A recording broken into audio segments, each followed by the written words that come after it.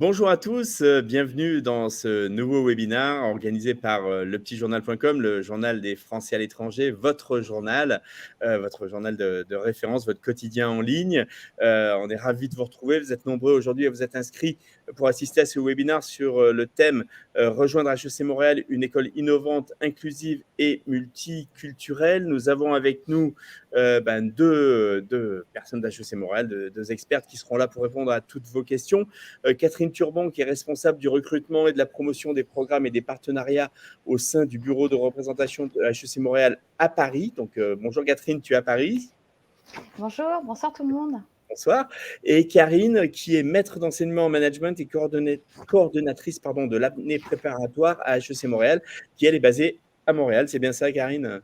Tout à fait. Bonjour tout le monde, bonsoir. Eh bien oui, bonjour plutôt bonjour pour toi puisqu'il est midi et plutôt bonsoir pour nous. Alors merci les internautes de nous avoir rejoints. Alors je vous rappelle, on est parti pour à peu près 1 heure. Posez bien vos questions, vous êtes là pour ça. Toutes vos questions sur comment on rentre à HEC Montréal, qu'est-ce qu'on y apprend, comment ça se passe. Enfin voilà, toutes vos questions. Vraiment Karine et Catherine sont là pour ça, c'est le but. Donc soyez pas timides. Il y a un petit onglet questions en bas à droite avec poser une nouvelle question. Donc franchement, il n'y a vraiment rien de plus simple. Je mets un petit bonjour, comme ça, vous voyez comment ça marche. Et après, ça va défiler comme un chat. Et on va utiliser ça plutôt que l'onglet chat. Donc, posez bien vos questions. Dites-nous déjà où vous êtes. On est curieux de savoir, est-ce que vous êtes aux États-Unis, au Canada, en Amérique du Sud, en Europe. Enfin, voilà, faites-nous un petit signe, un petit coucou. Dites-nous bonjour, qu'on sache que ça marche bien. Vous êtes assez nombreux à vous être inscrits aujourd'hui et j'en suis ravi. Je vous rappelle également que ce webinaire sera disponible en replay juste quelques instants après la fin du webinaire. Donc, vous allez recevoir sur le mail avec lequel vous vous êtes inscrit le lien du replay. Donc, si vous ne pouvez pas assister à toute l'heure du webinaire, parce qu'on est parti pour à peu près 1 heure ensemble, eh bien, écoutez, pas de souci, vous ne raterez rien, mais posez vite vos questions. Et puis, faites-le aussi connaître, évidemment, à vos camarades, collègues, amis, autres parents, enfin voilà, tous les gens qui pourraient être intéressés, évidemment, par une orientation vers l'enseignement supérieur. Donc, j'imagine, bien entendu, des lycéens ou autres. Alors, on a Jérôme qui est à Annecy, Anna qui est aussi en Haute-Savoie. D'ailleurs, je ne suis pas sûr qu'Annecy soit en Haute-Savoie. Là, pour le coup, ma géographie me limite un petit peu. Noah, que je connais, est à Bordeaux. Alessandra est en France. Et Justin ou Justin, selon la prononciation, est à Abidjan, en Côte d'Ivoire. Bonjour à tous, merci à tous. Continuez à nous dire un petit peu où vous êtes. Je vais passer la parole en premier à Catherine. Juste quelques mots pour te présenter et puis nous dire quelques mots sur l'école. Et puis après, pareil pour Karine. Oui, donc merci Hervé, merci au Petit Journal de nous donner cette opportunité encore cette année, donc de parler ce soir donc du baccalauréat en administration des affaires, donc avec la prépa, avec l'année préparatoire. Donc c'est le programme phare d'HEC Montréal. Donc moi je suis Catherine Turban, on a peut-être déjà eu l'occasion de se rencontrer pour ceux qui sont en Europe, peut-être lors d'un salon ou lors d'une séance en ligne ou d'un forum. C'est une période en fait de recrutement assez chargée en ce moment, à l'automne. Je visite pas mal d'établissements et voilà, je me balade un petit peu partout, donc on a peut-être déjà eu la chance d'échanger. Voilà, donc moi je m'occupe en fait du recrutement et de la promotion de tous les programmes d'HEC Montréal, donc pour le Bureau international Europe qui est basé à Paris, et cela depuis à peu près 6 ans maintenant. Voilà, donc bienvenue à tous. Super, merci Catherine. Karine, vas-y, présente-toi s'il te plaît, puis explique-nous un petit peu du coup ce que tu fais toi, c'est sur place. Alors, bonjour tout le monde, bonsoir. Moi, je suis Karine D. Je suis maître d'enseignement à l'année préparatoire à HEC Montréal. Alors, qu'est-ce que ça veut dire? Ça veut dire que principalement, j'enseigne. C'est ma tâche principale. J'enseigne des cours de management, c'est ma spécialité. Mais j'ai la grande chance, en fait, aussi d'être responsable du programme de l'année préparatoire. Donc, c'est moi qui encadre et accompagnent pendant toute leur première année les étudiants qui arrivent majoritairement d'ailleurs de l'étranger pour effectuer leur première année à HEC au baccalauréat en administration des affaires, dont Catherine va vous parler. Moi, je suis diplômée d'HEC Montréal et je suis moi-même arrivée de l'étranger à Montréal il y a maintenant de très nombreuses années. Et je me suis fait attraper par les Québécois et la chaleur québécoise. Et je suis encore là, donc 24 ans plus tard, et je travaille donc pour l'école aujourd'hui, et j'en suis ravie. Donc, voilà. Merci beaucoup, Karine. Allez, on a Argiro qui est en Grèce. Je pense Argiro, c'est ton prénom, ou Galatie, je ne sais pas, mais enfin, je parierai un peu plus sur Argiro. Et Raphaël qui est à Barcelone. Bienvenue à tous. Catherine, j'ai une petite question, et d'ailleurs Karine aussi. Hein. On a intitulé j'aime beaucoup l'intitulé du webinaire, une école innovante, inclusive, multiculturelle. Est-ce que, j'imagine que ça vous définit bien, mais est-ce que tu pourrais nous préciser un petit peu ça et nous dire justement en quoi vous vous retrouvez vraiment là-dedans? Oui, alors, donc, il faut savoir, ça c'est quelque chose qu'on dit souvent, mais HEC Montréal, c'est la plus européenne des écoles de commerce en Amérique du Nord. Alors, cette phrase n'est pas de moi, je cite notre directeur Federico Pazin qui l'a dite lors d'un communiqué lorsqu'il était en mission en Europe. Mais c'est vrai que voilà, il faut voir HEC Montréal sous l'angle, je dirais, européenne par sa francophonie et puis nord-américaine par sa localisation. Mais ça va au-delà de tout ça. HEC Montréal, c'est accepter aussi de voir les choses autrement, de par la diversité de sa communauté et ses programmes d'enseignement. HEC Montréal, on entre dans un univers multilingue et multiculturel. C'est 15 000 étudiants, à peu près 30% issus de l'international. Et l'Europe, par exemple, est le premier continent représenté. On y retrouve des valeurs. Le sentiment d'appartenance est très présent au sein de la communauté alumni. C'est, pour vous donner un ordre d'idée, 12 000 personnes à ce jour. Et les valeurs de l'école, c'est l'audace, l'engagement, la pertinence, la rigueur et le respect. Montréal est une ville agréable à vivre. Elle détient encore cette année donc le premier rang des meilleures villes étudiantes en Amérique du Nord. Merci Catherine. Karine, tu vas ajouter quelque chose autour des valeurs, par exemple, parce que toi, tu es au cœur de cet enseignement. Donc, moi, les valeurs qui me tiennent à cœur, mais que je partage notamment avec l'ensemble du corps enseignant et je dirais de toute l'équipe pédagogique et qui entoure les étudiants, c'est avant tout la bienveillance. Je pense qu'on accueille nos étudiants comme ils sont.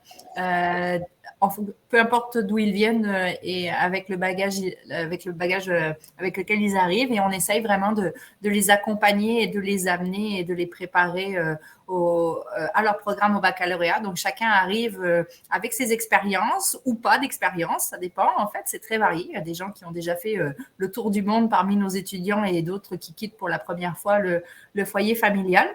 Et on a aussi des étudiants qui arrivent avec toutes sortes de backgrounds éducatifs.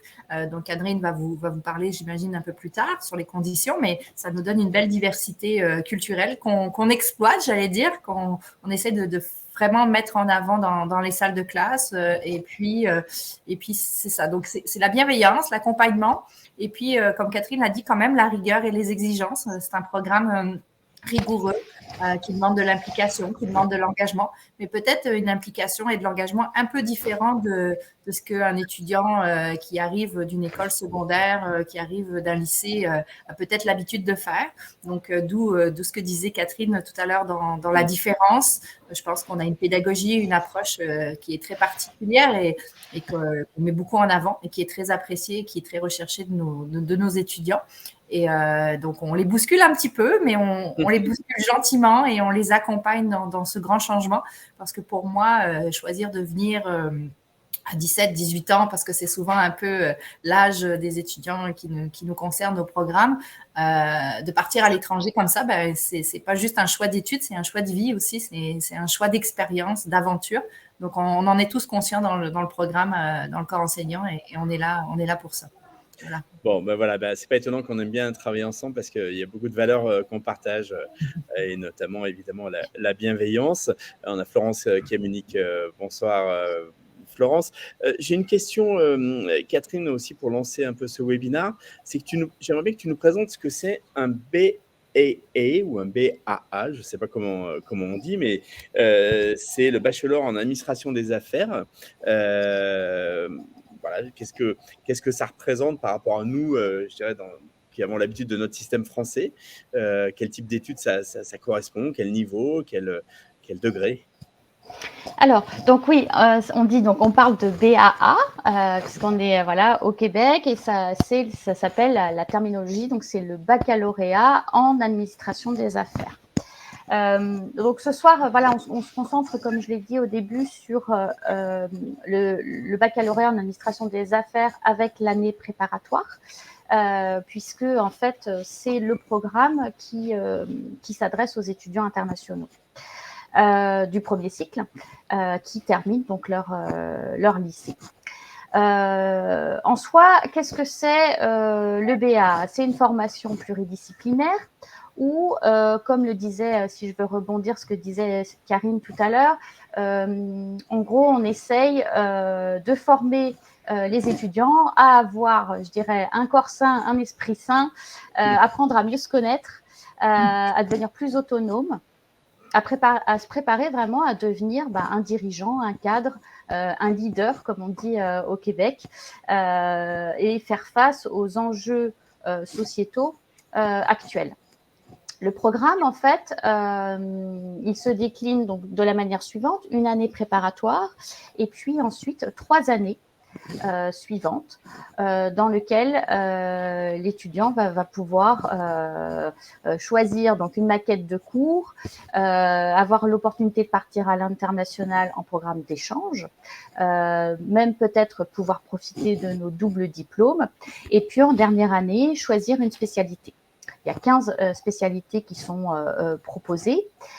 Le cursus peut se faire tout en français, mais en bilingue également avec l'anglais et trilingue avec l'espagnol. Comme je disais tout à l'heure, le but aussi, c'est d'amener ces jeunes à réfléchir, à savoir gérer les enjeux de demain. Donc, il y a pas mal de cours qui sont adaptés aujourd'hui, beaucoup de choses en ce qui concerne le développement durable, l'éthique des affaires, les politiques RSE, l'entrepreneuriat, l'innovation. Voilà. Des stages, ça c'est une question bien sûr qui est importante. Des stages bien sûr sont possibles, ils sont crédités. On a un service de gestion de carrière qui est là pour coacher et aider les étudiants à pouvoir trouver un stage. Et puis à Paris, on a aussi une personne qui est dédiée 100% à faire du placement de stage en Europe pour les étudiants qui souhaitent effectuer leur stage donc dans cette zone géographique. Une pédagogie, alors Karine en parlera certainement un peu plus tard, mais une pédagogie innovante, pédagogie inversée qui favorise en fait la participation, l'aisance, la confiance à l'oral. Et puis, cursus académique, certes, mais aussi vie étudiante, très importante à côté. Les étudiants sont amenés à justement profiter de cette vie étudiante en rejoignant des associations, en rejoignant des comités. Il y a énormément d'activités qui sont proposées tout autour du campus et même au-delà pour pouvoir justement travailler, les inciter à réfléchir et puis être vraiment, avoir une formation complète, je dirais académique, mais en même temps amusante, puisque ça fait partie aussi c'est une expérience de vie. L'expérience étudiante. L'expérience de vie, oui, tout à fait. Exactement. Karine, avant de commencer avec les questions des internautes, alors Laurence a apparemment un problème pour se connecter. J'espère que les autres internautes, vous nous entendez bien, vous nous voyez bien. Faites-nous signe si ce n'est pas le cas. Confirmez-nous que c'est bien le cas parce que a priori, nous, ça marche bien. Donc, Voilà, Sana arrive du Maroc, donc j'espère que c'est juste Laurence que je connais de Dubaï. Donc Laurence, désolé, je ne sais pas pourquoi ça ne marche pas bien, mais en tous les cas, évidemment, je te mettrai en relation avec Karine et Catherine, et puis n'hésite pas à poser tes questions si tu as besoin. Je pense plus en termes de connexion, j'imagine. Je n'entends rien, je n'ai pas d'image, donc c'est pas facile. Bon, espérons que ce ne soit pas le cas pour les autres, que j'imagine pas. En principe, la plateforme marche bien. Avant j'ai déjà vu une question d'Argiro qui est très intéressante, mais Karine, j'aimerais que tu me définisses un petit peu quel est du coup ce baccalauréat en administration des affaires, à qui il s'adresse. Donc j'imagine évidemment à des jeunes bacheliers, français ou internationaux, ou des jeunes aussi en reconversion. Enfin, finalement, quel type de public vous attendez? Et d'ailleurs, plutôt des Français, plutôt des francophones, ou pas forcément. Enfin, dis-moi un petit peu, Karine, quel est le profil que vous attendez? Le profil est un peu difficile à définir parce qu'on dirait plus des profils, justement, parce qu'on parlait de diversité. Donc, je pense qu'il y a un micro, je ne sais pas si qui accroche. Oui, je ne sais pas qui. J'espère que ce n'est pas le mien, mais bon. donc, des profils. Alors, bien sûr, il y a le principe, c'est certain que c'est pour des étudiants qui viennent de finir. Donc, moi, je parle de niveau secondaire. Donc, on peut parler qui sont détenteurs d'un baccalauréat, par exemple, pour le système français. Donc, c'est sûr qu'une grande partie de nos étudiants ont fréquenté un système français, mais pas forcément en France. Donc, un peu partout sur la planète. Donc, ça, je vous dirais que c'est le profil le plus type. On a aussi des étudiants qui viennent avec un baccalauréat marocain. On a des étudiants qui viennent des high schools américains, on a des étudiants qui viennent des écoles secondaires canadiennes, puisque nos étudiants hors Québec, hors de la province de Québec, passent aussi par l'année préparatoire. Alors, l'idée, c'est vraiment d'aller rechercher des jeunes qui ont envie d'autre chose. D'abord, je pense que c'est un des critères qui est commun, qui ont envie de vivre une expérience. On a parlé que c'était une expérience de vie, qui cherchent un milieu, j'allais dire, vraiment multiculturel, bienveillant, donc on en a parlé tout à l'heure, et dans lequel ils vont pouvoir s'épanouir en tant que futurs gestionnaires, en tant que futurs professionnels du domaine de la gestion, mais aussi en tant qu'individu, en tant que personne. Donc, pour moi, c'est un peu le profil, j'allais dire, commun de ces étudiants-là. Bien entendu, ça prend des bases en mathématiques. Catherine pourra vous donner plus exactement les critères par rapport à l'admission. Et pendant cette année préparatoire-là, dont moi, je suis en charge, l'idée, c'est d'accompagner les étudiants pour les amener dans le première année de baccalauréat, où là, ils vont vraiment débuter leur cours en gestion. En attendant, ils vont faire beaucoup de choses. Et c'est une année, j'allais dire, l'année préparatoire qui est quand même assez essentielle. Moi, je dis toujours que c'est un peu les fondations de la maison et que si les fondations ne sont pas solides, la maison va s'écrouler. Donc, c'est ce que je racontais encore hier dans ma salle de classe aux étudiants, qu'il est important de solidifier la maison. Alors, du coup, en année préparatoire, on solidifie les mathématiques, bien entendu, mais aussi les langues, parce qu'on a des étudiants francophones, mais aussi des non-francophones. Donc, chacun arrive avec son bagage et chacun va aller prendre des cours de langue pour atteindre ses objectifs, comme disait Catherine, bilingue ou trilingue. On a quand même beaucoup d'intérêt pour un programme trilingue, un beau programme trilingue. Donc, les étudiants perfectionnent leur espagnol, leur anglais ou leur français en fonction de là où ils viennent pour pouvoir atteindre les objectifs. Et on a des initiations à la gestion pendant ce programme dont je suis en charge. Et je vous dirais aussi tout un accompagnement pour amener les étudiants à découvrir ce nouveau système pédagogique qui est extrêmement différent, dont Catherine vous a parlé tout à l'heure. Donc, je dirais que ça prend des jeunes curieux, des étudiants autonomes, mais même si nous, on va vraiment les développer dans leur autonomie, mais vraiment de la curiosité, une envie d'apprendre. Et c'est vraiment ça le profil, pour moi, le plus important. Et ensuite, on construit ensemble le parcours et la motivation. Donc, même si on n'est pas encore certain de je veux faire du marketing ou de la finance, parce que c'est souvent le cas. Un étudiant qui choisit des études de gestion, il veut se garder des portes le plus ouvertes possible. Et c'est vrai que c'est l'avantage de la gestion, c'est que ça nous permet de toucher à beaucoup, beaucoup de domaines et à beaucoup de milieux diversifiés. Donc, arriver avec une curiosité, puis ensuite, on aide et on accompagne l'étudiant à se découvrir un projet plus personnel, finalement. Ah, je pense, Hervé, ton micro est fermé. Oui. Alors, voilà, j'avais coupé mon micro parce que peut-être ça venait de chez moi que ça grésille un petit peu. Donc je disais que tu as répondu à Argiro, qui demandait pourquoi une année préparatoire est-elle nécessaire. Je voulais demander en fait, Catherine, quels sont les points forts et spécificités de ce cursus? Qu'est-ce que tu mettrais vraiment en avant en fait, comme vraiment gros point fort, notamment par rapport, j'imagine, à ce qu'on peut trouver en enseignement supérieur en France?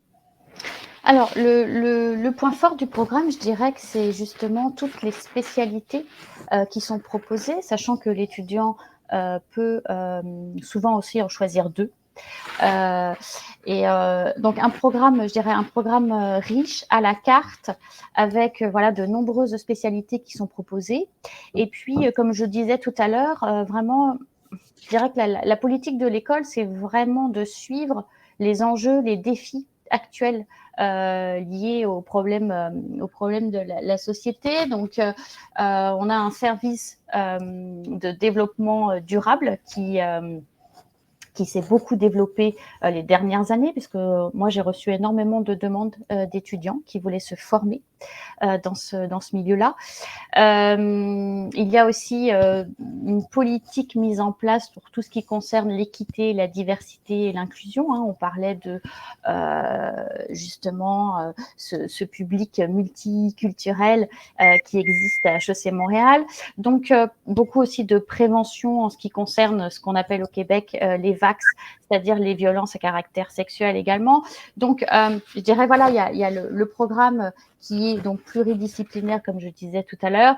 Et puis, à côté de ça, énormément je dirais, de réflexion sur voilà, à quoi va ressembler le monde de demain, à quoi va ressembler leur monde quand eux vont être diplômés et s'insérer donc dans le milieu du travail.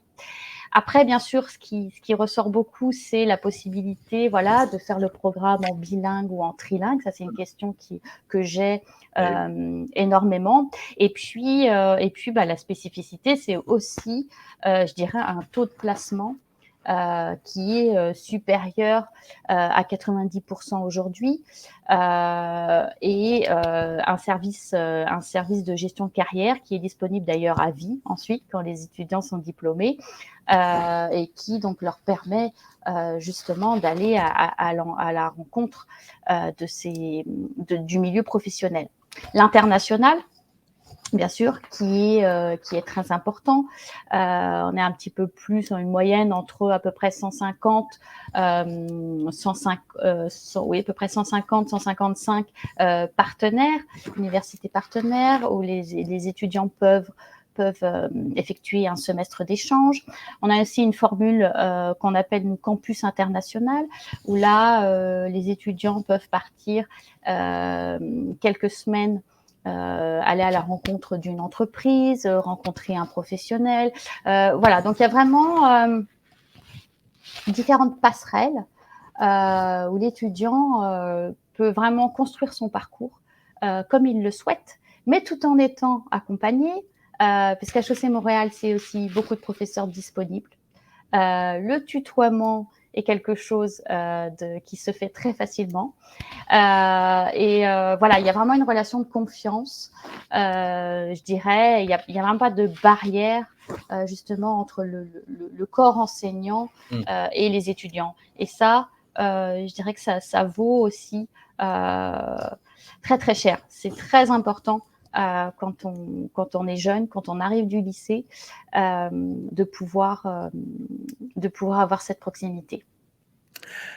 Merci Catherine. Allez, on va prendre un petit peu les questions des internautes avec plusieurs questions qui concernent, on va dire, les modalités d'accès, d'inscription. Alors on a Sana qui demande les conditions d'accès. On a Arturo qui demande comment se fait l'inscription, seulement avec le bac, si on est francophone. Noah qui demande s'il y a une date limite. Bon, on va simplifier, on va dire comment est-ce qu'on peut candidater et comment est-ce qu'on candidate, notamment si on est français, et, on va dire, ou qu'on fait un bac français et si on fait un bac international. Alors, je pense, Catherine, c'est plutôt toi qui vas répondre à cette question. Oui, oui, tout à fait. Alors, en fait, c'est assez simple, hein. Ça va être facile à retenir. Donc, pour les étudiants, s'il y a des étudiants français qui nous écoutent, qui donc HEC Montréal est hors plateforme Parcoursup.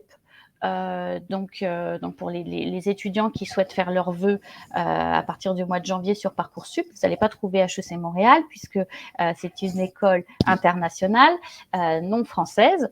Donc c'est un dossier à déposer à part. Donc l'admission se fait en ligne sur notre site, en fait, où ce sont des critères académiques qui vont être pris en compte. C'est-à-dire que vous n'avez pas de CV ou de lettre de motivation à fournir.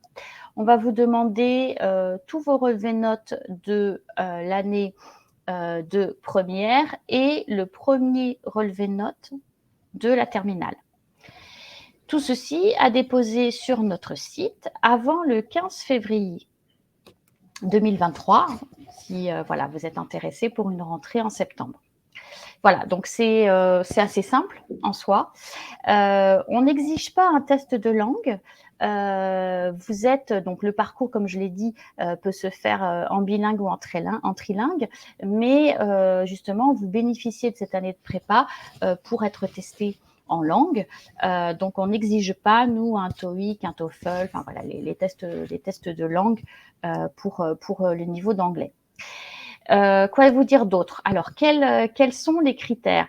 Eh bien, il y a l'obligation d'avoir fait la spécialité mathématique en première, de la poursuivre en terminale ou alors de continuer avec l'option mathématique complémentaire. La deuxième validation vient au moment du résultat du baccalauréat, où là, on demande d'avoir une mention bien minimum. Voilà, donc ce qu'il faut vraiment retenir, c'est donc la spécialité mathématique et une mention bien minimum, ou très bien, ça c'est encore mieux, au baccalauréat. Donc alors ça c'est vrai que c'est plutôt pour les personnes qui suivent un enseignement français. Alors j'ai oublié de le dire, mais bien sûr on s'adresse à des bacs généralistes. On n'accepte pas à ce jour des filières techniques. Et puis donc si vous venez d'Afrique du Nord, c'est aussi ce que vous appelez donc les séries scientifiques, sciences expérimentales, qui sont prises en compte. Et puis pour le baccalauréat international, alors là, c'est un petit peu plus de l'étude de cas par cas, mais par contre, de toute façon, on vous demandera d'avoir les mathématiques au niveau supérieur. Voilà. Parfait. Très bien. Peut-être, Karine, juste une petite précision sur les calendriers, les timings. Alors, je ne sais pas si je vois Noah qui demande quand est-ce qu'il y a une date limite, quand est-ce qu'il faut déposer ces dossiers. C'est le 15, oui, c'est ça, le 15 février. 15 février, ok. Donc, je pense que tout le monde a… 15 février, on reçoit d'habitude ces réponses autour du mois d'avril, mars-avril. D'ailleurs, avec Catherine, on a l'occasion de se revoir à ce moment-là parce qu'on a la chance de rencontrer les étudiants qui sont admissibles. Et puis, bien entendu, on attend d'avoir les résultats finaux du mois. Généralement, c'est au mois de juillet que les étudiants reçoivent donc leur baccalauréat français ou international ou marocain, les derniers résultats. Et donc, on va demander les derniers résultats aux étudiants pour valider officiellement leur inscription donc au mois de juillet. Et au mois d'août, si tout va bien, on a la chance de les accueillir chez nous à Montréal. Voilà, un petit peu le calendrier. Super. Alors, je réponds à Laurence qui demande est-ce que vous donnez les réponses au fil de l'eau? Oui, on va. Alors, je pense que c'est les réponses aux candidatures. Du coup, je dis oui, mais en fait, alors nous, on donne les réponses au fil de l'eau des questions des internautes. Et Karine, dites-nous comment il y a quand même un moment où vous donnez les réponses, donc peut-être. Oui, c'est ça. En fait, on est conscient qu'il y a des démarches d'immigration à faire pour les étudiants. Donc, on essaye de répondre le plus rapidement possible. Donc, dès que le dossier est validé, l'étudiant reçoit sa réponse. Donc, si on a, comme on disait tout à l'heure, 15 février, la date limite, en général, les premières réponses sortent assez rapidement début mars. Donc, vous voyez, ça va assez rapidement. Et après, pour la question du visa, Catherine, parce que je vois que Laurence nous demande ça, c'est Oui. plutôt, à partir du moment où on est pris chez vous, c'est fluide, j'imagine. Oui, alors en fait, on ne peut pas commencer ces démarches avant de recevoir donc sa lettre d'admissibilité. Et en fait, ensuite, bien sûr, l'école prend contact avec les étudiants. On organise des séances d'information auxquelles voilà, Karine et moi on participe avec notre collègue spécialisé sur ces questions-là. Et on fait tout pour que justement les délais soient respectés. C'est-à-dire qu'il y a vraiment deux choses à faire. Une demande de CAQ, de certificat d'acceptation du Québec, et puis ensuite la demande de permis d'études. Donc ça se fait en 2 temps. Et en général, les délais, s'il n'y a pas d'erreur, je dirais, dans le dossier, ça peut aller très vite, mais il faut compter 3 mois, 4 mois pour obtenir les papiers. Mais là-dessus, on a un service d'accueil des étudiants internationaux avec donc voilà des personnes qui sont assermentées sur les questions d'immigration et voilà, il y a un vrai suivi de la part du campus pour bien sûr faciliter les démarches. Allez, les internautes, continuez à poser vos questions avec le petit onglet questions. On en a d'autres qu'on n'a pas encore prises, donc on va répondre à tout le monde. Avant d'aborder d'autres points, Karine et Catherine, quelques questions encore concernant un petit peu les prérequis. Il y a Yacine qui demande si la SPEMAT n'a pas été poursuivie en terminale, est-ce qu'il y a une chance ou aucune chance d'admission? En fait, s'il n'a pas fait SPEMAT en terminale, ça veut dire que ce n'est pas la peine qu'il candidate? Alors, malheureusement, pas sur le baccalauréat en administration des affaires. Oui. Par contre, HEC Montréal, c'est plus de 100 formations oui. Aujourd'hui. Donc après, oui, je peux vous inviter à regarder déjà ce qu'on propose en 2e cycle. Puisque le programme de 2e cycle propose également énormément de formations, que ce soit des MSC, des programmes de certificat, de DES. Voilà, il y a énormément de programmes possibles. Donc voilà, la porte n'est pas fermée, elle est encore grande ouverte. Par contre, pas malheureusement pour le baccalauréat en administration des affaires. Alors, Jérôme demande comment peut-on valoriser 2 bacs, un français et un américain? J'imagine que 2, c'est mieux qu'un. Hein. Alors, ça, c'est intéressant comme question, Catherine. Alors, c'est une bonne question, sachant que quand vous déposez votre dossier d'admission, j'imagine que vous pouvez pas, bien sûr, rentrer trop de documents. Après, bien sûr, vous pouvez écrire à notre service des admissions et dire que vous êtes titulaire de 2 baccalauréats. Mais je dirais que ce qui va être pris en compte, voilà, ça va surtout être vos résultats. Et que dans ces cas-là, déposer celui qui aura les meilleures notes, ça va jouer en votre faveur puisque les critères sont quand même davantage académiques à ce jour. Donc, voilà, ce sera un petit conseil que je vous donne. Parfait. Allez, une dernière fois la précision, Catherine, et après, j'ai une question pour Karine. Maths complémentaire, c'est Laurence qui demande, maths complémentaire suffit dans le bac français? Parce qu'elle dit c'est pas clair. Donc, est-ce que les maths complémentaires, ça suffit dans le bac français? Alors, oui, ça suffit. Voilà. Après, voilà, il faut savoir que ça, bon, Karine pourra vous le répéter, mais le niveau est exigeant en mathématiques. C'est pourquoi… oui, maths P, c'est mieux.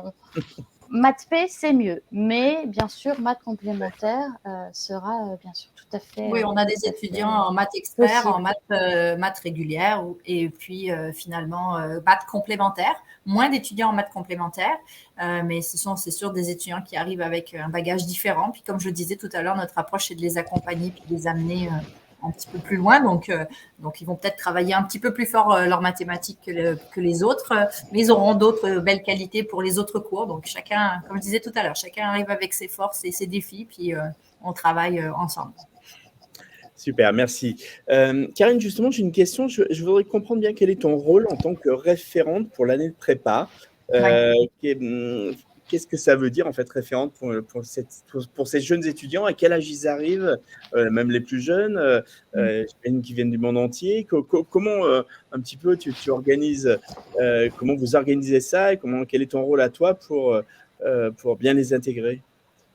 Moi, j'ai la chance de faire un travail extraordinaire. C'est ce que je dis tous les jours, mais c'est vrai, c'est ce que je pense. Donc, j'ai été engagée vraiment dans un rôle très particulier.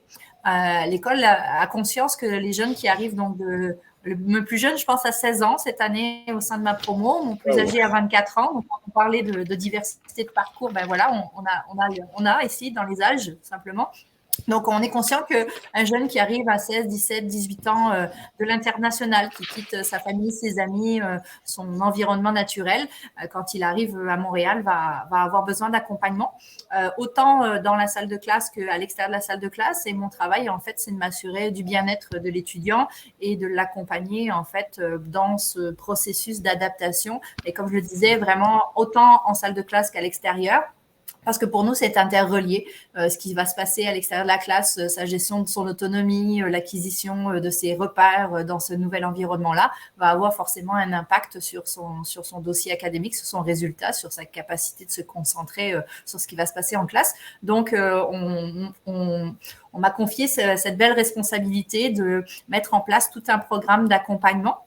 Et on a des cours, en fait, qui sont dédiés à ça. Donc, moi, je coordonne 3 cours à l'année préparatoire. Donc, je suis responsable de 3 cours sur l'année. Et j'ai tendance à dire qu'un de ces cours-là, c'est un cours que je pourrais appeler parcours d'accompagnement fondamentalement, où on travaille, en fait, des habiletés de gestion qui sont utiles à tout futur gestionnaire, mais en prenant finalement l'expérience que l'étudiant est en train de vivre. Donc, on va évoquer des notions comme la gestion de l'adaptation, la gestion de la diversité, la gestion du stress, l'organisation personnelle. On va aussi travailler la motivation à travers ce que l'étudiant finalement rencontre comme défi et comme c'est ça, comme défi pendant tous ses premiers mois à Montréal, mais en le projetant aussi dans le futur et en lui montrant qu'en fait, finalement, en travaillant toutes ces belles habiletés-là par rapport à l'expérience qu'il est en train de vivre, il est en train de se préparer en tant que futur gestionnaire. Le dernier cours que je faisais la semaine dernière, justement, parlait de la motivation. On faisait le point sur leur motivation.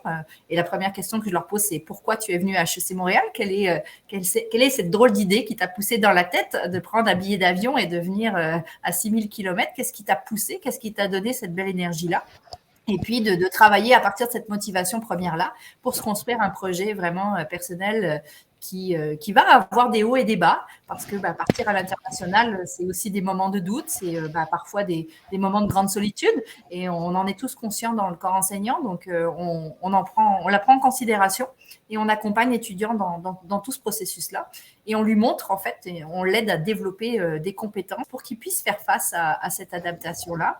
Et pour moi, c'est des compétences, en fait, qui vont rester à l'intérieur de l'étudiant pour le reste de sa vie, et qui va pouvoir vendre sur le marché du travail, qui va pouvoir vraiment mettre en avant comme une grande force, parce que quand on vit cette expérience à 17-18 ans, c'est tout un bagage professionnel qu'on est en train de se construire, surtout comme futur gestionnaire. Donc, on fait vraiment ce pont entre l'expérience individuelle de l'adaptation culturelle, sociale, pédagogique, son entrée dans la vie adulte, parce que tout ça arrive en même temps, et finalement la future ou le futur leader, le futur gestionnaire qu'il va devenir, en respectant les personnalités, en respectant la diversité de chacun. Donc c'est vraiment ça que je fais.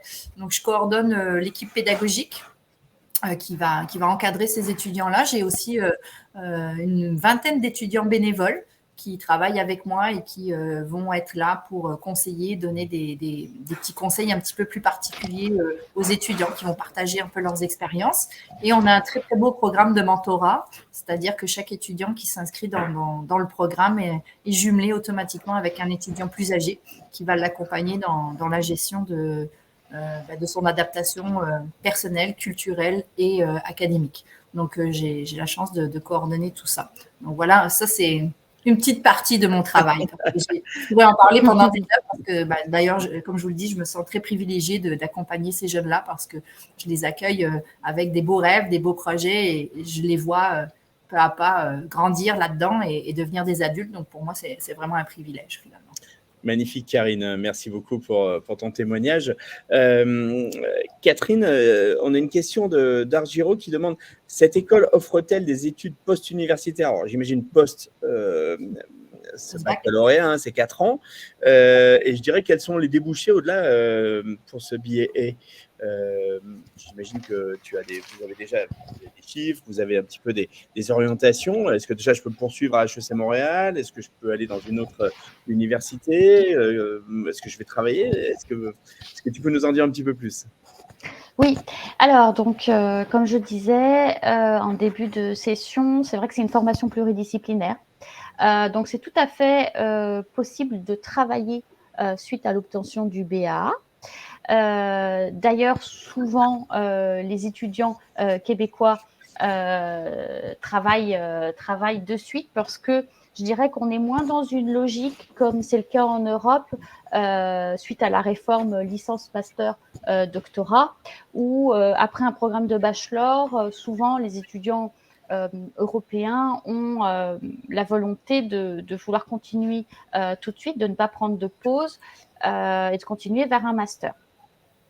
Donc, on a à peu près 50% d'étudiants qui décident de continuer vers un master ou une MSc. Donc, ça peut être un master en Europe, mais ça peut être aussi une MSc, master spécialisé, donc chez nous.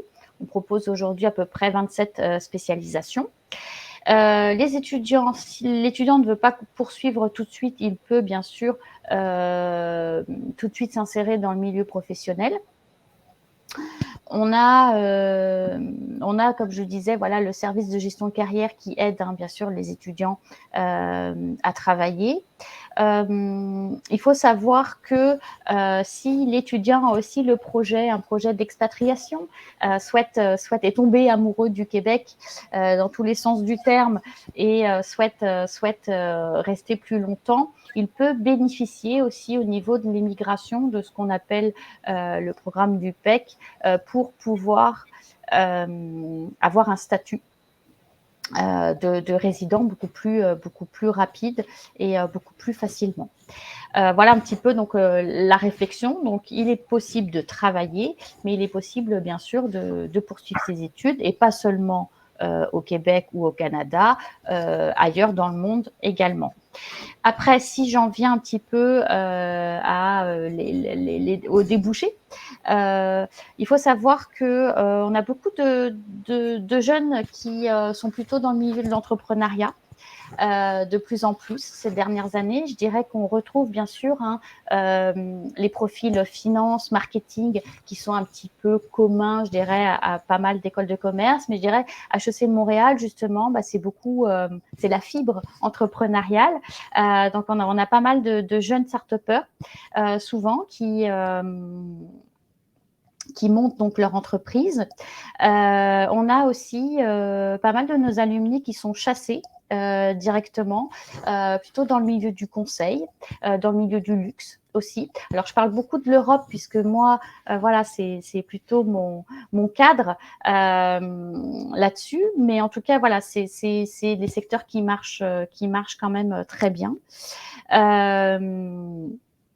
Et puis, comme je le disais tout à l'heure, étant donné que HEC Montréal est aussi membre de la conférence des grandes écoles, donc reconnue donc au niveau européen par rapport à ces programmes, et qui offre des stages courts ou non sur ce programme, ça fait qu'en fait les débouchés sont quand même assez nombreux. Parfait, merci Catherine. Allez, les internautes, on aborde les 15-20 dernières minutes du webinaire, donc profitez pour poser vos questions à Karine et Catherine de HEC Montréal sur tout ce qui pourrait vous intéresser sur cette école, cette grande école et sur ce programme. Karine, moi j'ai une question en fait. Je voulais savoir un petit peu à quoi ressemblait la vie étudiante associative à HEC Montréal, parce qu'on a toujours ces images de grands campus. Moi j'ai eu la chance d'ailleurs d'aller à HEC Montréal, pas en tant qu'étudiant, mais de le visiter. Donc, c'est quand même assez magique. Et au-delà, d'ailleurs, à quoi ressemble la vie à Montréal quand on est un jeune de 18, 20 ans, 22 ans. Alors là, pour le coup, l'hiver, le froid, ça me ferait un petit peu peur. Karine. C'est un mythe, Hervé. Alors, moi, je pense qu'une des grandes forces, et d'ailleurs l'école est reconnue pour son dynamisme et sa vie étudiante. Il y a une grande diversité d'activités, de projets à monter et d'intérêts qui sont couverts par notre vie associative. D'ailleurs, cette semaine, j'ai eu la chance, en fait, dans un de mes cours, qui est un des cours où on travaille la dynamique de le travail en équipe et le fait de monter des projets, les étudiants ont dû présenter des kiosques sur la vie associative dans le milieu de la cafétéria, alors que ça fait juste 3 mois qu'ils sont arrivés à HEC. Donc, ils représentaient les différentes associations. Et ils étaient eux-mêmes très surpris, en fait, après 3 mois, de découvrir encore et encore des nouvelles choses parce que c'est tellement varié. On parle bien entendu d'associations qui vont être en charge d'aider les étudiants vraiment donc peut-être plus professionnels, donc de développer des aspects plus professionnels, donc des associations qui représentent le marketing, la finance, le trading, l'économie, mais on va aussi avoir d'autres milieux associatifs qui concernent davantage des intérêts personnels. Donc, je passais hier devant un kiosque qui promouvoit la saine alimentation, donc qui font des petites recettes de cuisine. Il y avait Artistes en affaires, qui est d'ailleurs un spectacle ce soir. Ils ont monté un album, ils ont tellement un album de musique qu'ils sont en train de promouvoir sur les plateformes. On avait un défilé de mode qui est en train de se programmer là d'une semaine à l'autre à HEC, qui est organisé complètement par les étudiants. On parlait de 400 personnes qui assistent avec des créateurs québécois qui sont mis en avant. Donc, il y a vraiment plein d'endroits où on peut mettre en application directement ces compétences de gestion. Et c'est vraiment l'intérêt. Je pense qu'il y a plus d'activités par jour qu'il n'y a de jours dans l'année à HEC. En fait, le problème, c'est plutôt l'embarras du choix et de gérer, j'allais dire, la sollicitude, parce qu'on est vraiment sollicité de toutes parts. Donc ça, c'est à l'intérieur de l'école, mais aussi par la belle ville de Montréal, qui elle aussi regorge de possibilités d'activités. Le multiculturalisme, bien entendu, en tout cas, moi, c'est ce que j'apprécie à Montréal, c'est qu'on peut finalement aller manger, je pense, à chaque semaine des plats du monde entier très facilement. Donc ça, c'est vraiment un aspect que j'adore à Montréal. C'est une ville qui a la caractéristique d'être très humaine, d'être à taille humaine. Donc, on a une vie de quartier avec des grands espaces verts. D'ailleurs, HEC est situé juste à côté du Mont-Royal, qui est vraiment le poumon. Hein. C'est un peu le Central Park de Montréal, si j'allais dire, où on peut rapidement, donc on retrouve des gens qui vont faire leur jogging, on va retrouver des gens qui vont faire du ski de fond en hiver dans le parc. Donc, on a cette qualité de vie. Des patinoires qui sont en train de se construire à droite à gauche là, dans tous les parcs de Montréal, où on peut juste prendre ses patins et puis finalement se lancer dans la patinoire. Il y en a une juste en face d'HEC. Donc ça, j'allais dire, c'est vraiment le côté... le dynamisme d'une grande ville où vraiment on peut retrouver beaucoup d'activités artistiques. Je pense que Montréal, c'est une ville qui regorge de dynamisme au niveau culturel. Les Québécois ont à cœur de promouvoir leur culture, leurs artistes. Donc, c'est vraiment très, très vivant, les arts à Montréal. Et puis, tout en ayant une qualité de vie, j'allais dire, vraiment très agréable. Donc, c'est ça. Et puis, le froid, oui, mais très sincèrement, au mois d'octobre, cette année, on a eu plus que chaud. Et le froid, on a eu une petite tempête de neige la semaine dernière. Et puis là, on est en train de regarder les nouvelles. Ils nous annoncent un hiver avec beaucoup de neige, qui, moi, me cause pas particulièrement de problème. Mais c'est des hivers, j'allais dire, très ensoleillés. Il y a beaucoup de soleil à Montréal en hiver. Ça paraît... contradictoire, mais plus il y a un beau soleil avec un ciel bleu, plus il fait froid. Donc, c'est plus ces journées-là dont ils font ce métier. Mais bien équipés, en faisant des belles activités, ça fait partie de...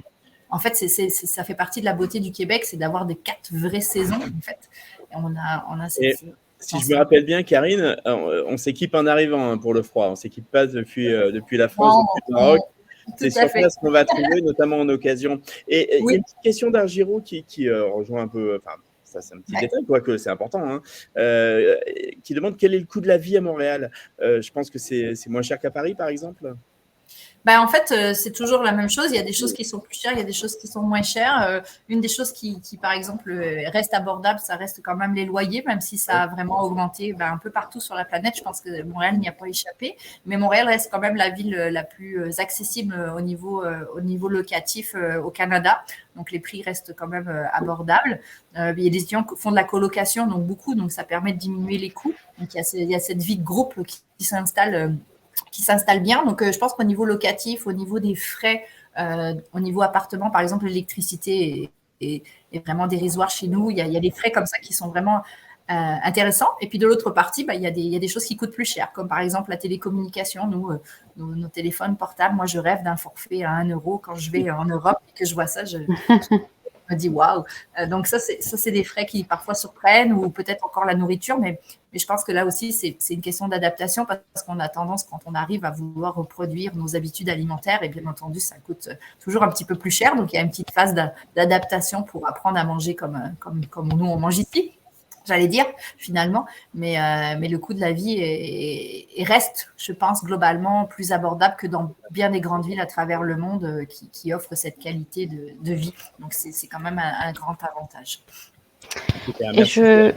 je rebondis sur ce que vient de dire Karine, s'il te plaît, Hervé.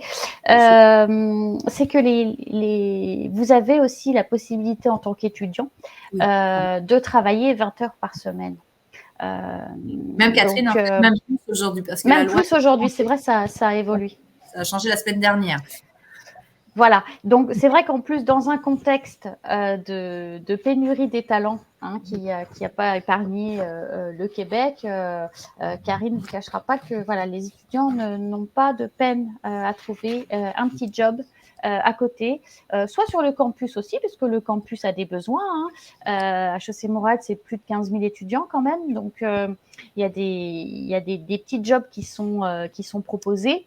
Donc voilà, donc oui, c'est tout à fait possible aussi de travailler à côté, bien sûr, si vous avez besoin de gagner un petit peu d'argent. Oui. Et ce que je voulais rebondir aussi par rapport à la question des logements, on a une résidence universitaire à HEC Montréal qui s'appelle la résidence d'Arlington, qui est donc proposée aux étudiants internationaux. On a accès aussi aux résidences universitaires de l'Université de Montréal. Voilà, et notre service d'accueil aux étudiants, en fait, vous propose pendant la semaine d'intégration qui a lieu au mois d'août, avant la rentrée des classes, justement des sessions, des ateliers pour aider les nouveaux venus justement à trouver un logement. Donc voilà, il ne faut pas que ce soit un stress. Le campus, en fait, vous aide dans vos démarches. Super. Allez, on va prendre quelques dernières questions. Et Catherine, c'est vraiment des réponses très rapides. Argiro demande, on pourrait avoir l'adresse du site de l'école. Donc, je vous laisse dire. Oui, bien sûr. Alors, je vais vous le dire oralement, mais je vais le mettre aussi dans le chat. Ouais, dans le chat. Donc, c'est www.hec en minuscule .ca, CA comme Canada, en minuscule également. Donc, www.hec.ca. Merci Karine et merci Catherine. Ben voilà, du coup, vous voyez les étudiants, les futurs étudiants, c'est facile et vous trouverez évidemment encore plus d'informations. Il y a une question de Alvaro qui demande, y aura-t-il des journées portes ouvertes pour pouvoir visiter l'école? Alors, peut-être qu'il est déjà au Canada ou qu'il peut s'y rendre, je ne sais pas. Alors, c'est une très bonne question. Alors, ça, c'est une très bonne question. En effet, donc, on organise 2 journées portes ouvertes par an. Alors, la dernière a eu lieu au début du mois de novembre, mais la prochaine a lieu fin janvier. Je peux vous confirmer la date, mais il me semble que ce sera le dernier week-end, le dimanche du mois de janvier prochain, 2023. Donc voilà, si vous avez l'occasion de venir à Montréal, donc là, ce serait vraiment super de pouvoir venir vous rendre sur les kiosques, puisque la communauté étudiante est là pour vous accueillir. Il y a des séances d'information aussi sur les programmes. Mais si vous n'êtes pas disponible à ce moment, il y a des visites guidées qui sont organisées tout au long de l'année. Donc, il ne faut pas hésiter, vous vous connectez sur notre site, vous tapez visite guidée HEC Montréal sur votre serveur et dans ces cas-là, ça vous renvoie un lien, vous remplissez un formulaire, vous donnez vos dates et puis ensuite, bien sûr, le service du recrutement prend contact avec vous pour fixer le rendez-vous. En général, c'est un étudiant qui fait le rendez-vous. Et voilà, comme ça, vous pouvez aussi prendre un petit peu la température et poser toutes vos questions. Donc oui, des visites sont tout à fait autorisées et conseillées pour les plus chanceux qui peuvent venir un petit peu plus tôt à Montréal. Super. Oui, puis n'hésitez pas parce que moi, en général, on me prévient quand il y a quelqu'un, donc vous pouvez passer me dire bonjour, ça va me faire plaisir. Oui. Et puis parfois, quand il y a des cours qui sont déjà donnés et que ça tombe bien, vous pouvez même venir assister à une salle à un cours pour voir qu'est-ce que ça donne. J'en reçois régulièrement quand vous vous déplacez jusqu'à Montréal. Ça nous fait plaisir et ça vous permet vraiment de vivre l'expérience directement. Donc, n'hésitez pas à nous contacter. Super. Merci Karine pour avoir répondu à Jérôme sur les prérequis. J'ai une question de Noah qui demande s'il y a des prérequis pour les bulletins de première, avant même la terminale. Catherine, peut-être Non, alors à part bien sûr avoir la bonne spécialité ou la bonne option, non, il n'y a pas de prérequis. Voilà. Mais il faut bien sûr avoir les mathématiques. Ouais. Ouais. Karine, avant de clôturer, est-ce qu'il y a des nouveautés cette année qui sont déjà en place ou qui se profileraient pour l'année prochaine et qui concerneraient nos internautes là, qui se renseignent pour intégrer? Des nouveautés dans le programme, on est toujours en train d'innover, hein, ça fait partie de notre adrénaline. Donc, j'essaie de voir qu'est-ce que j'ai fait cette année particulièrement. Catherine nous a parlé de notre importance de créer un campus bienveillant et inclusif. Donc, on a mis en place une formation obligatoire sur les violences à caractère sexuel au sein du programme de l'année préparatoire où on sensibilise les étudiants à ces questions-là et on les encourage à vraiment tous adopter des attitudes pour que chacun se sente bien et en sécurité et accueilli. Donc, ça, c'est quelque chose qu'on a mis en place depuis à peu près 1 an.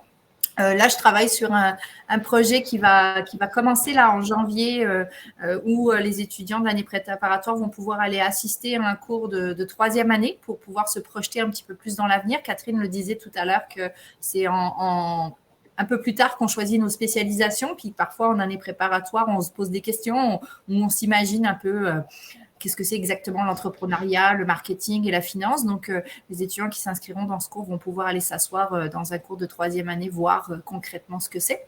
Donc, ça, c'est un truc qu'on a rajouté là dernièrement. Je suis en train d'organiser une conférence sur l'EDI, on en parlait tout à l'heure, équité, diversité et inclusion. On va mettre un petit peu plus en avant le leadership féminin. On va parler de neurodiversité. Donc, ça, c'est quelque chose qui parfois est un peu nouveau. Donc, on a tout un accompagnement aussi à la prépa où on regarde aussi les étudiants qui ont des caractéristiques de neurodiversité, on essaie de vraiment les accompagner. Donc, on parle ici de douance, de TDAH, d'autisme. Donc, on essaie de les accompagner, mais aussi de les faire valoir et puis de montrer un peu leurs particularités et leurs forces. Et puis, donc, ça va faire partie un petit peu de la conférence, justement, qu'on va organiser là prochainement. Et il y a un petit groupe d'étudiants à l'année préparatoire qui s'est constitué autour de ces questions, où on leur donne finalement un petit moment assez régulièrement, un espace à eux dans lequel ils peuvent échanger entre eux, où ils se sentent bien et écoutés et accueillis dans leurs différences. Donc ça, c'est des petites choses concrètes là peut-être pour illustrer quand on parle d'inclusivité. Donc voilà un petit peu les derniers, j'allais dire les toutes dernières nouvelles au sein vraiment de notre programme. Et puis on est en train de regarder aussi beaucoup l'approche en mathématiques, je dirais aussi, parce que là avec la pandémie, les étudiants ont vécu toutes sortes d'expériences dans les dernières années et on se rend compte qu'ils ont besoin d'un petit peu plus de soutien de notre part. Donc on est en train aussi de regarder comment on va organiser encore une fois, parce qu'on le fait déjà beaucoup, mais on va réorganiser aussi le soutien en mathématiques, l'accompagnement un petit peu plus individuel pour les étudiants qui notamment, on parlait de mathématiques complémentaires, là, qui parfois ont besoin d'un petit peu plus de coups de pouce. Donc voilà un petit peu ce qui s'en vient là dans les prochains mois de mon côté. Bah, écoute, Karine, on comprend mieux pourquoi c'est une école innovante, inclusive et multiculturelle. On arrive au terme de ce webinaire. Catherine, je vais peut-être te laisser le mot de la fin, un petit mot de conclusion pour nos invités. Oui, donc, merci à vous tous en tout cas d'avoir répondu présent ce soir. Un petit mot, alors un mot sur les dates importantes Oui. qui s'en viennent. On peut se retrouver dès lundi prochain. Il va y avoir en fait un Zoom à partir de 18h avec des étudiants d'HEC Montréal et des alumni. Donc, ce sera vraiment un focus sur l'expérience étudiante. Donc, n'hésitez pas à vous inscrire si vous avez des questions. Bien sûr, les dates sont à retrouver et les liens d'inscription sont à retrouver sur notre site, donc www.hec.ca, séance d'information. Donc le 5 décembre prochain. Le 7 décembre prochain, ma collègue Saveria sera présente sur Instagram pour également vous parler d'expérience étudiante. Et puis, sur le site du Petit Journal, vous pourrez retrouver l'article le 14 décembre prochain, l'article de Marine, que Karine connaît bien, qui a été son étudiante, et qui vous racontera un petit peu comment ça se passe, le programme du mentorat, à la prépa, à l'accompagnement, voilà, tout ce qui va avec. Donc tout ça, bien sûr, sur le site du Petit Journal à partir du 14 décembre prochain. Ben, merci beaucoup, Catherine, de faire également la promotion du Petit Journal. C'est super. Ben, merci à toutes les deux. Catherine Turban, responsable du recrutement et de la promotion des programmes et des partenariats au sein du bureau de représentation de HEC Montréal à Paris. Et Karine Deshaies, qui est maître d'enseignement en management et coordinatrice de l'année préparatoire à HEC Montréal. Merci à tous les internautes. Vous avez été nombreux aujourd'hui à poser vos questions et à assister à ce webinaire. Merci à Anna. C'était un plaisir de vous avoir tous. On vous retrouve donc bientôt, évidemment, sur lepetitjournal.com avec la vidéo. Dans quelques instants, vous allez recevoir le mail pour assister au replay si vous n'avez pas tout vu, si vous n'avez pas tout compris, si vous voulez revoir. Et surtout aussi, si vous voulez le partager et le faire connaître, n'hésitez pas. C'est le moment. Et puis, évidemment, prenez contact avec Karine et Catherine à partir du site de hec.ca, comme on vous l'a mentionné. C'est le plus important pour bien vous préparer et bien vous renseigner. Je vous remercie beaucoup. Je vous souhaite une bonne soirée, une bonne journée. Et puis, je vous dis à très bientôt sur lepetitjournal.com. Merci Karine, merci Catherine. À bientôt les internautes. Au revoir. Merci. Bonsoir. À bientôt.